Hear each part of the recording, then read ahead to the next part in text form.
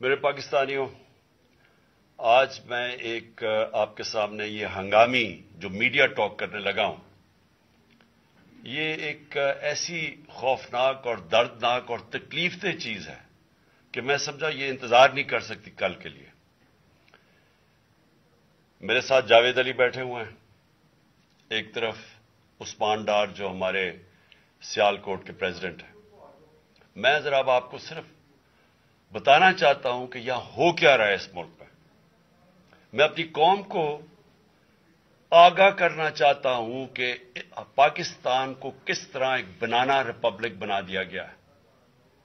نہ یہاں کوئی قانون کی فکر ہے طاقتور کو، نہ ان کو فکر ہے اپنے آئین کی۔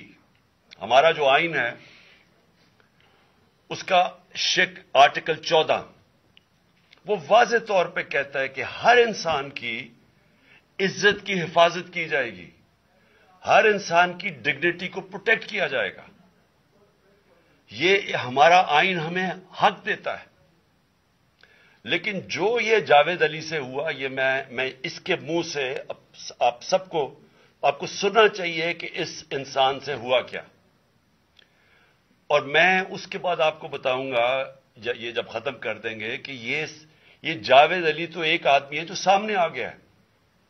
یہاں اتنے لوگوں کو انہوں نے جب سے ہماری گورنمنٹ گئی ہے اس طرح کے بیان دلوانے کی کوشش کی کہ یا ہمارے MPs MNAs جو تکڑے وزیر ہیں ان کے خلاف دو، یا ان کے اوپر ویڈیو فلم بنا دو، یا بلیک میل کرنے کے لیے ان کی کوئی آڈیو ٹیپس کر دو، یا ان کے اوپر کوئی کرپشن کے کیسز بنا دو بلیک میل کرنے کے لیے۔ صرف ایک ان کا مقصد ہے کہ کسی طرح تحریک انصاف اور عمران خان کو کمزور کر کے ان چوروں کو پھر سے الیکشن جتا دیا جائے۔ اب میں جاوید علی کی انٹروڈکشن کروا دوں۔ ان کو عثمان ڈار نے جو کلاس 4 ہوتی ہے، جو کلاس 4 کی نوکری ہوتی ہے، وہ نوکری دلوائی سیالکوٹ میں۔ یہ خود بتائیں گے کہ ان کی نوکری ایک چوکیدار تھے، چوکیدار کی نوکری تھی۔ ان کو اٹھایا گیا، پولیس نے اٹھایا، اور اس کے بعد نامعلوم افراد نے اٹھایا، اور اب ان سے پوچھیں، ان کی زبانی پوچھیں کہ ان سے کیا گیا۔ پھر میں واپس آتا ہوں آپ کے پاس۔ بولو جاوید۔ السلام علیکم جی، میرا نام جاوید علی ہے، میں چوکیدار کی نوکری کرتا ہوں ایجوکیشن ڈپارٹمنٹ میں۔ تو مجھے ادھر بلایا جاتا ہے کال کر کے کہ آپ آئیں ادھر اور آپ سیلری اپلائی کریں اور آپ کو جو ہے نا آپ کی سیلری ملے۔ میں ادھر گیا ہوں اور مجھے ادھر صبح 11 بجے سے لے کے تقریباً 3 ساڑھے 3 بجے تک بٹھایا جاتا ہے۔ آپ بیٹھو، کرتے ہیں تقریباً ادھر 4 بجے کے قریب 7-8 پولیس والے آتے ہیں۔ وہ ادھر سے مجھے پہلے ہاتھ کڑی لگاتے ہیں، بعد میں میرے آنکھوں پہ اوپر شرٹ باندھتے ہیں اور اوپر چولا ڈال لیتے ہیں کہ جیسے میں کوئی دہشت گرد ہوں، ٹھیک ہے۔ ادھر سے مجھے پرائیویٹ گاڑی میں اٹھاتے ہیں اور لے جاتے ہیں نامعلوم جگہ پہ۔ ادھر جا کے میرے اوپر مارک چڑھا ہوتا ہے، آنکھیں باندھی ہوتی ہیں، تقریباً 7-8 بندے ہوتے ہیں وہ جو مجھے جاتے فرش پہ لٹا دیتے ہیں اور مارنا شروع کر دیتے ہیں کہ تم نے عثمان ڈار نے تم سے کتنے پیسے لیے نوکری دلوانے کے لیے۔ میں کہتا نہیں دیے، پھر بھی مجھے دوسری دفعہ کبھی الٹا لٹکا دیتے ہیں کہ مانو تم نے عثمان ڈار کو پیسے دیے ہیں، کانٹریکٹر سے لے کے پیسے دیے ہیں۔ جب نہیں مانتا تب بھی مجھے کبھی سیدھا لٹکا دیتے ہیں، کبھی الٹا لٹکا دیتے ہیں۔ اور بعد میں جب میرے مثلاً کہ کبھی اینٹ ادھر سے اینٹ اٹھاتے ہیں، اسے دھاگے سے میرے نازک حصوں میں باندھ دیتے ہیں کہ مانو تم کانٹریکٹ سے پیسے لے کے عثمان ڈار کو دیتے ہو۔ کپڑے اتارتے ہیں، بتاؤ۔ بعد میں مجھے ننگا کرتے ہیں، کپڑے اتارتے ہیں، کپڑے اتار کے ادھر فرش پہ بٹھا دیتے ہیں کہ مانو تم نے عثمان ڈار کو پیسے دیے۔ جب نہیں مانتا تو پھر ادھر سے کہتے ہیں کہ ایک ڈالا بھیجو، اس کی بیوی کو اٹھاؤ، اس کے بچے کو اٹھاؤ اور ادھر اس کو لا کر اس کو برہنہ کرو، اس کی ویڈیو بناؤ، فیس بک پہ ڈالو اور بلیک میل کرو۔ تب ادھر سے جا کے جب میری فیملی آئی تب میں ادھر سے ٹوٹا، ان کے آگے رویا کہ اب آپ بتائیں کہ میں نے کیا کرنا ہے۔ اس نے کہا کہ آپ 164 کے بیان دیں اور یہ کمنٹ میرے کہہ رہے ہیں کہ آپ نے یہ پیسے ٹھیکیداروں سے لے کے عثمان ڈار کو دی۔ یہ بتائیں آپ کہ کوئی یہ سب چپ ہو جاتے تھے جب کوئی آتا تھا ایک آدمی؟ جب میری تو آنکھیں باندھی ہوتی تھی، ٹھیک، اس وقت جب کوئی آتا تھا ادھر، کوئی افسر آتا تھا، یہ کہتے تھے کہ بڑے صاحب آ گئے ہیں اور سب سائلنٹ ہو جاتے تھے۔ جب وہ آتا تھا سب سائلنٹ تھا، اب ٹھیک ہے لگے رہو، کرتے جاؤ، لگے رہو. یہ بات میں اب آپ کے سامنے یہ جو جاوید علی نے بات رکھی، یہ ہر طرح ہم کنفرم کر سکتے ہیں. قرآن کے اوپر ہاتھ رکھنے کے لیے میرے سامنے تیار تھے. یہ عثمان ڈار کو پھنسانے کے لیے، اس کو کرپشن کیسز میں لانے کے لیے، یہ ساری چیز، یہ جو اس سے 164 کا بیان دلوایا گیا، اور پھر بیوی بچوں کو ساتھ والے کمرے میں لا کے ان کو کہا کہ اس کو ننگا کریں گے. یہ سیدھی بات بتائے، بیوی کو کہا کہ اس کو ننگا کر کے اس کی تصویریں بنائیں گے اور پھر فیس بک پہ چلائیں گے. میں آج اپنی بڑے رسپیکٹ سے، میں اپنی عدلیہ سے، میں اپنی چیف جسٹس صاحب سے کہنا چاہتا ہوں کہ دیکھیں، میں اب سے نہیں، جب سے ہماری حکومت گئی ہے، میں تب سے کہتا رہا ہوں کہ ہمارے بنیادی حقوق کی حفاظت کون کرے گا. شہباز گل کو اٹھایا، اس کو ٹارچر کیا گیا، اس کو ننگا کیا گیا، اس کو لٹکایا گیا اوپر، اس کو مارا گیا. اس سے بیان دلوا رہے تھے کہ عمران خان کے خلاف سٹیٹمنٹ دو، جو اس کو کہہ رہے تھے عثمان ڈار کے خلاف سٹیٹمنٹ دو.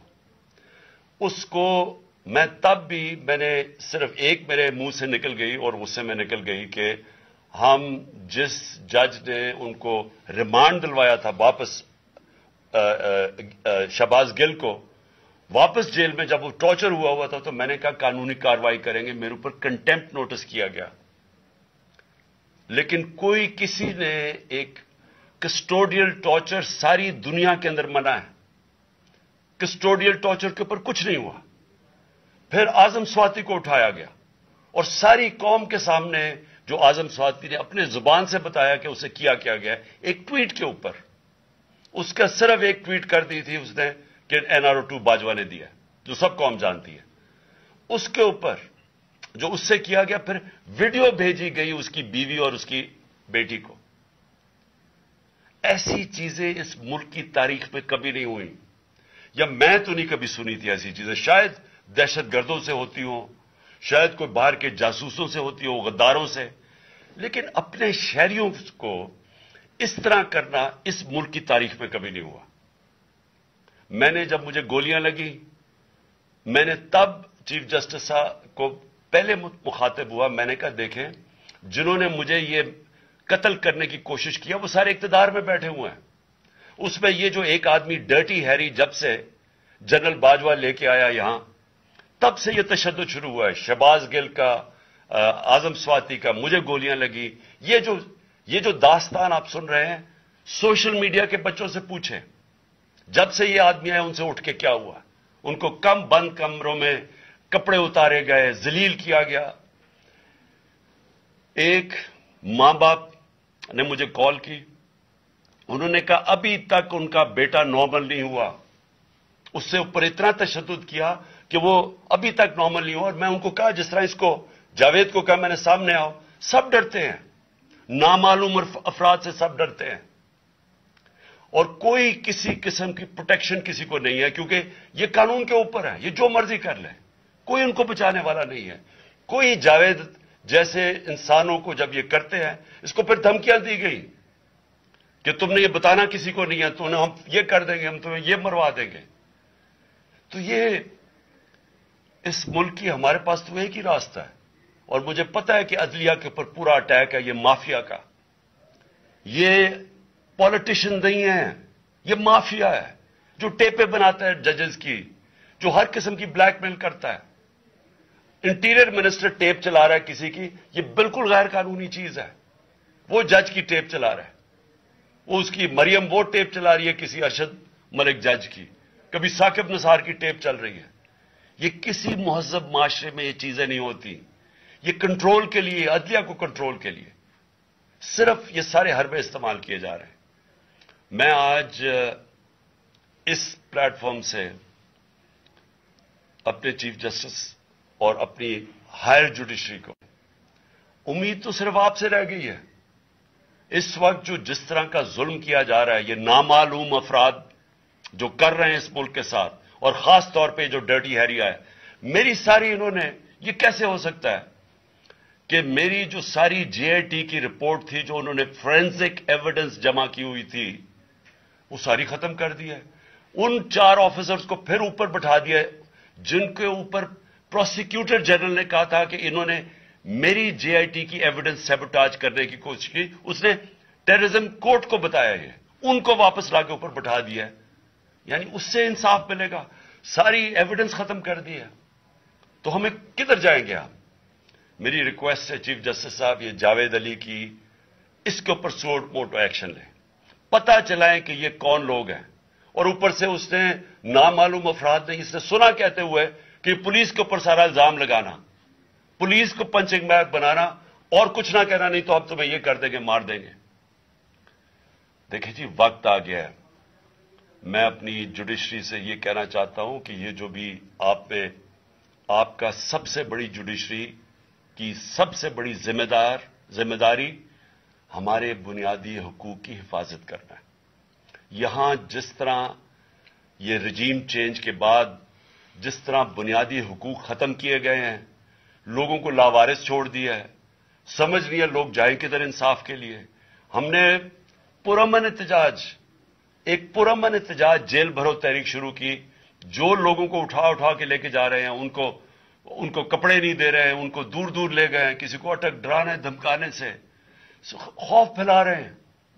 ایک طرف ایک پرامن احتجاج تاکہ ملک میں نقصان نہ پہنچے. اب ہماری قوم آگے مشکل میں ہے, مہنگائی میں ڈوب گئی. کبھی پاکستان کی تاریخ میں 41% مہنگائی انفلیشن نہیں ہوئی. چھوڑ کے گئے تھے 12% تھی, آج 41% ہے. ہم اس کے احتجاج کریں کہ چور اوپر بٹھا دیے, NRO مل گیا ہے, پکڑ کے یہ حالات ہوتا ہے. سب کو ڈرانا دھمکانا, جرنلسٹ کو, صحافیوں کو, ٹی وی چینلز کو. تو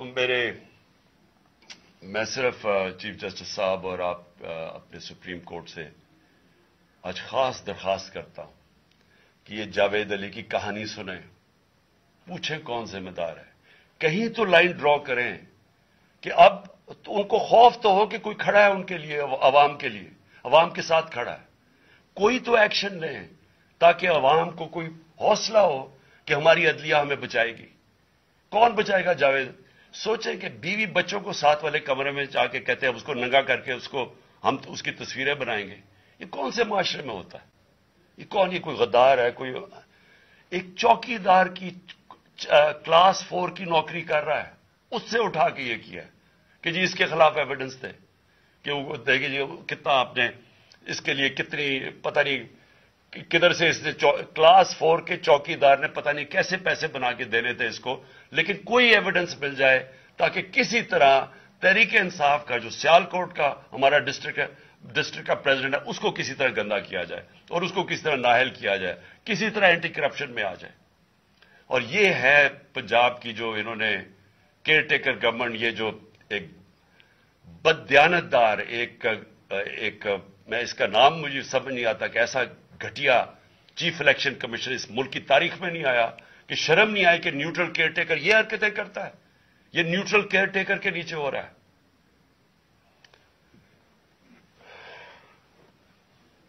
بہت بہت شکریہ.